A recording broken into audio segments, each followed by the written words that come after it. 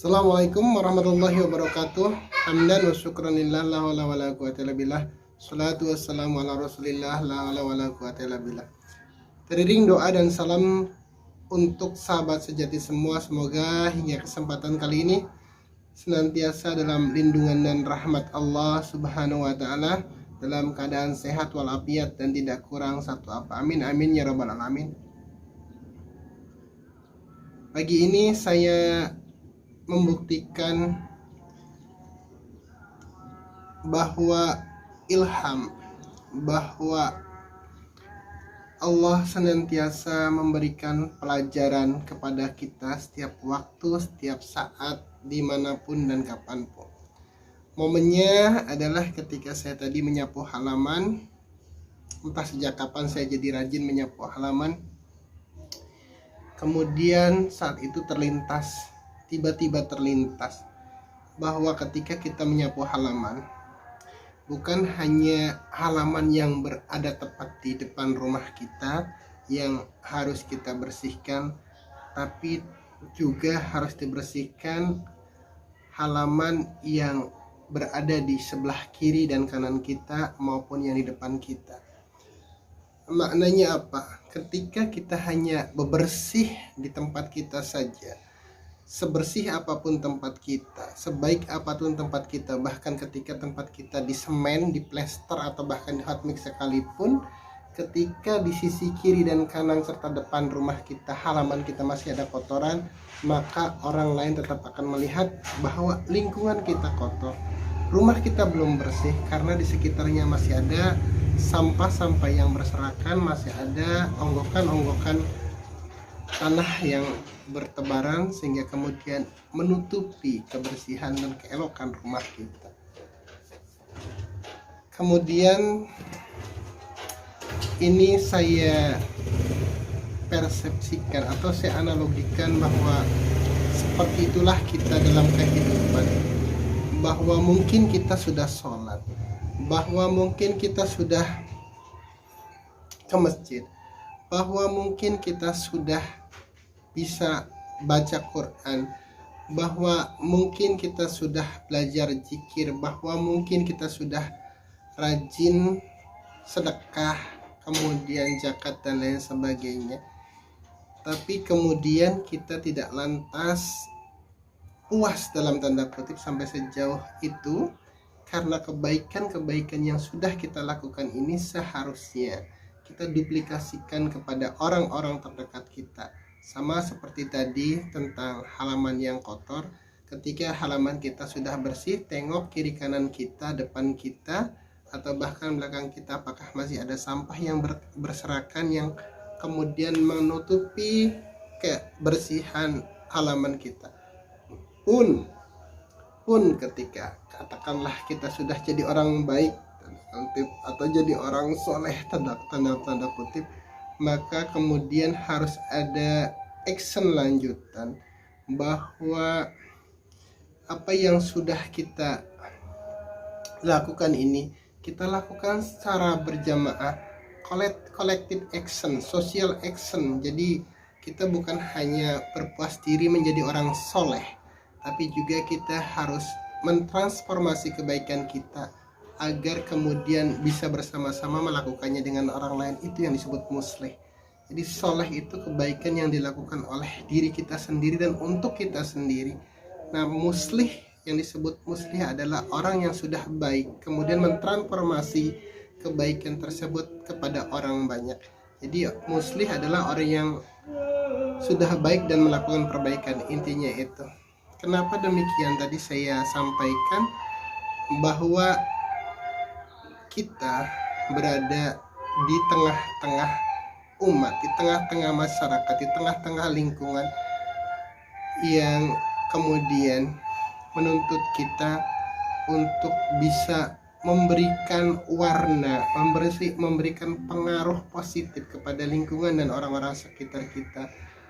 Kalau tadi sampah yang berserakan di sekitar kita menghalangi kebersihan halaman kita, pun ketika kita sudah bersih, kita sudah rajin mengaji, kita sudah rajin ke masjid, kita sudah rutin atau dakwah mengamalkan sholat, tapi orang-orang di lingkungan kita belum sholat, orang-orang di lingkungan kita belum bisa mengaji, orang-orang di lingkungan kita kemudian belum bisa melakukan hal-hal kebaikan sebagaimana yang sudah kita lakukan, maka itu pun menjadi tanggung jawab kita.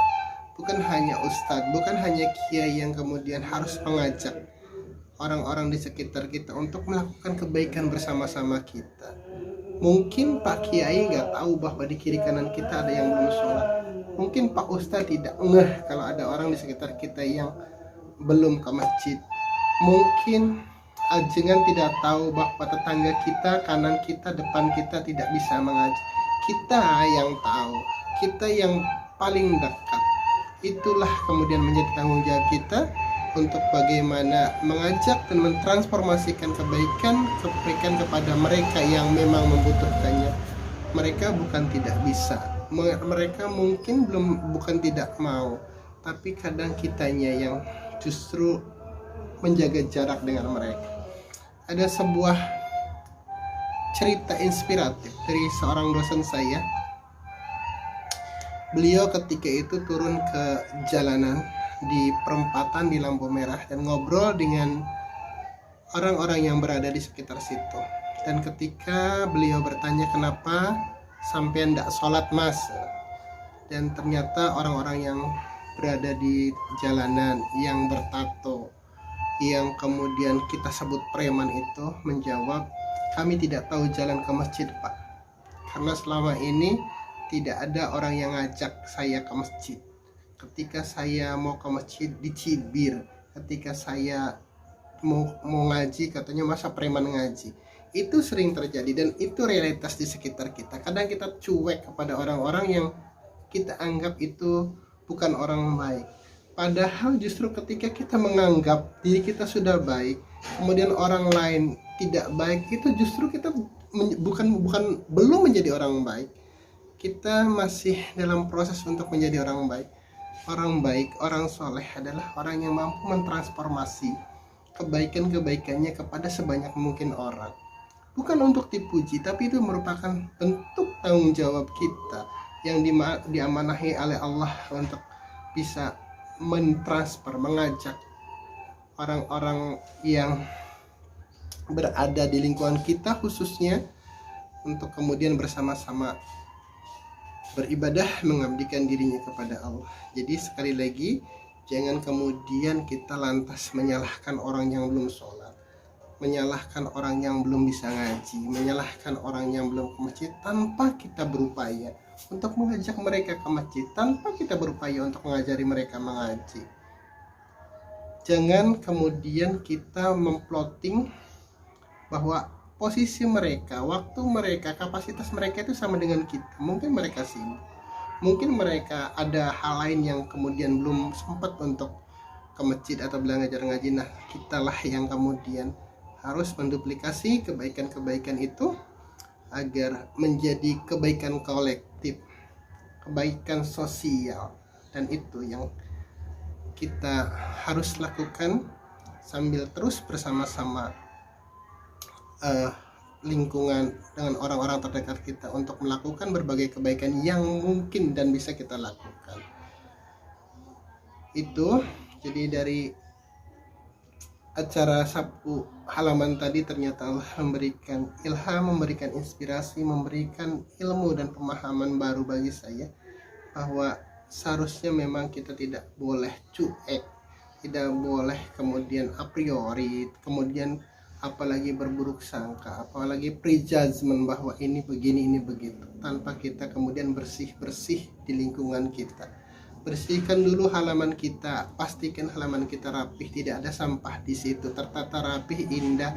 Kemudian tengok kiri kanan kita, ketika ada sampah kita pungut, kita sapu, bersihkan. Tengok lagi kiri kita, ketika ada sampah lagi kita pungut, kita bersihkan. Tengok lagi di sekitar depan kita, apakah ada sampah, ada kotoran, kita bersihkan, kita pungut dan kita masukkan ke tempat yang selayaknya pun di belakang kita. Seperti itulah harusnya kita. Setelah kita sudah rajin ke masjid, kita pinter ngaji, bisa ngaji, kemudian sudah sholatnya bagus, kemudian sudah rajin ke taklim, ayo ajak kiri kanan kita, ayo ajak depan belakang kita. Karena ketika kebaikan hanya jadi konsumsi dan kita sendiri yang sudah merasa baik, itu akan menjadi benih ujub takabur yang kemudian akan bersemai di hati kita. Nih saya sudah ke masjid, nih saya sudah pinter ngaji, kamu mah nggak ngaji, kamu mah nggak ke masjid. Tidak seperti itu. Tapi ketika kebaikan itu menjadi sebuah kolektivitas dalam sebuah lingkungan, sebuah masyarakat, maka kesamaan level itu akan mereduksi ujub kita, sombong kita, takabur kita, dan lebih dari itu. Itulah yang harus kita lakukan sebagai bentuk tanggung jawab sosial kita agar kemudian mentransformasi kebaikan dari Allah pada samanya. Bukankah kita mengaku bahwa kita ditakdirkan sebagai khalifah? Khalifah itu pemimpin yang bertanggung jawab terhadap kiri, kanan, belakang, depannya, bukan hanya terhadap dirinya sendiri. Maka ketika kita menyebut dan ingin benar-benar menjadi khalifah, perbaiki diri dan ajak lingkungan, ajak orang-orang sekitar kita untuk bersama-sama melakukan kebaikan dan perbaikan kepada lingkungan di sekitarnya. Itu billahi taufiq wal hidayah. Wassalamualaikum warahmatullahi wabarakatuh.